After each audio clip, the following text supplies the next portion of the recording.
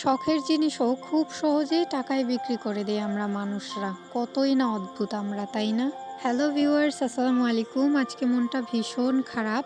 আমার রাফির বাবার প্রচণ্ড শখের গরু ছিল এটা, কিন্তু কি আর করার, টাকার কাছে সবসময় সব কিছুকে হার মানতে হয়। ওকে আজকে নিয়ে যাবে, তাই একটু বের করা হয়েছিল।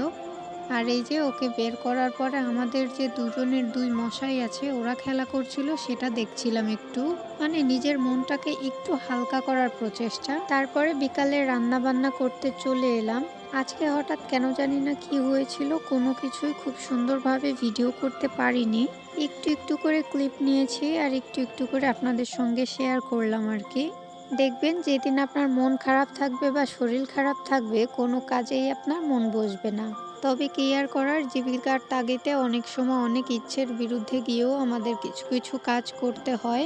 আবার অনেক সময় তো টাকার কাছে নিজেদের শখগুলোকে ছেড়ে দিতে হয়।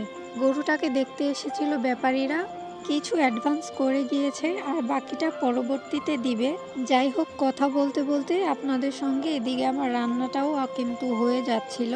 এই যে মুরগির মাংসটা দিয়েছিলাম, কষিয়ে পানি দিয়েছিলাম, কিচ্ছু ভিডিও করতে পারিনি। আসলে বন্ধ করেছি, আবার যে অন করব সেটাই ভুলে গিয়েছিলাম। আসলে সব সময় তো আর মোবাইল অন করে রেখে দেওয়া সম্ভব না। আর বাড়িতে যেহেতু এসেছি, কাজ একটার পর একটা থাকেই। যতই বলি না কেন, কাজের ব্যস্ততা নেই, টুকিটাকি কিন্তু কিছু না কিছু করতেই হয়। আর যেহেতু বাচ্চা আছে আমাদের দুজনেরই, একটা না একটা কাজ করে বসেই থাকে। এদিকে তরকারিটা নামিয়ে ভাজি করছিলাম, আর ওদিকে ওই যে গরুটাকে নিতে চলে এসেছে। আর ওই যে আমার ছেলে দেখুন, এটা আমার ভাসুর, উনি টাকাগুলো গুনে নিচ্ছিল। রাফির বাবা এখনো আসেনি, ইনশাল্লাহ হয়তো বা আসবে। তারপর ওই যে পাগলা মশাইকে ভিতরে নিয়ে গিয়েছিল, এখন আবার বের করছে, নিয়ে যাবে এজন্যই। যদিও আমি এগুলো লালন পালন করি না, এরপরেও হঠাৎ কেন জানি না খুব মায়া লাগছিল। আমার শাশুড়ি শ্বশুর এগুলোই লালন পালন করে। এই গরুটা যেহেতু প্রচণ্ড রাগী, এজন্য সবাই সামলাতে পারে না, শুধুমাত্র আমার শ্বশুরই এটার কাছে যেতে পারে।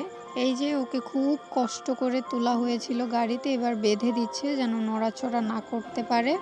যারা এরকম গরু লালন পালন না করেন তাদের কাছে হয়তোবা ব্যাপারটা খুবই নর্মাল মনে হবে, কিন্তু আমরা যারা এরকম গরু পালি তাদের কাছে খুবই কষ্টের একটা বিষয় এটা। আসলে যে যেটা পালে তার কাছে সেটারই মর্ম থাকে। যাই হোক, তারপরে সন্ধ্যাবেলায় যে ইফতারির জন্য আজকে প্রচলিত অনেক পুরানা দই চিড়া দিয়ে ইফতারি করব। যদিও আরও কিছু ছিল, ইফতারির সময় তো আর মোবাইল হাতে নিয়ে বসে থাকা যায় না। এই দই চিড়াটা মাখাচ্ছিলাম, তাই চিন্তা করলাম আপনাদের সঙ্গে একটু শেয়ার করি। আমি এখন ভয়েস ওভার দিচ্ছি, আশেপাশে আমার বাচ্চারা চিল্লাপাল্লা করছে, আশা করছি আপনারা এটা একটু ইগনোর করবেন। যাই হোক, আজকে অনেক বকবক করে ফেলেছি। আজকের মতো বিদায় নিচ্ছি, আর ভিডিওটা কেমন লাগলো জানাতে পারেন। আল্লাহ হাফিজ।